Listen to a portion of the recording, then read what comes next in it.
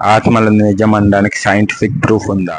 మనుషులు చనిపోయాక ఏమైపోతారు? The biggest unanswered question humanity ever asked.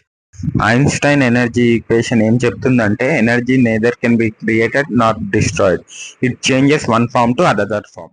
చాలా మంది ఈ థీరీని బేస్ చేసుకునే చెప్తారు మనిషి చనిపోయాక ఆ ఎనర్జీనే ఆత్మలాగా చేంజ్ అవుతుందని. పాపులర్ కల్చర్ లో చూపిస్తారు ఆత్మలని ఒక నెగిటివ్ ఎనర్జీ లాగా.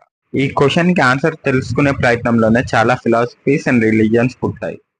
కానీ నిజానికి మనిషి చనిపోయాక ఏం జరుగుతుందో తెలుసా?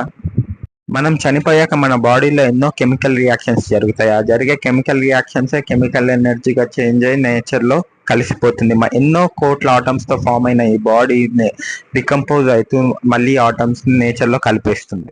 మరి నీ సోల్ కి ఏమైతుంది? ఇది చెప్పడానికి 1907 లో మ్యాక్డోగల్ ద ఫేమస్ 21 grams ఎక్స్పెరిమెంట్ చేశారు.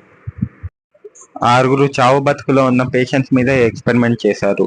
వీళ్ళు చనిపోయాక వీళ్ళ బరువు 21 గ్రాములు తగ్గింది. చాలా మంది ఆత్మ బరువు అందుకే 21 గ్రాములు అంటారు. ఈ ఎక్స్పెరిమెంట్ గురించి ఇంకా ఆత్మల గురించి డీప్ గా తెలుసుకోవాలంది అంటే వెయిట్ ఫర్ పార్ట్ 2.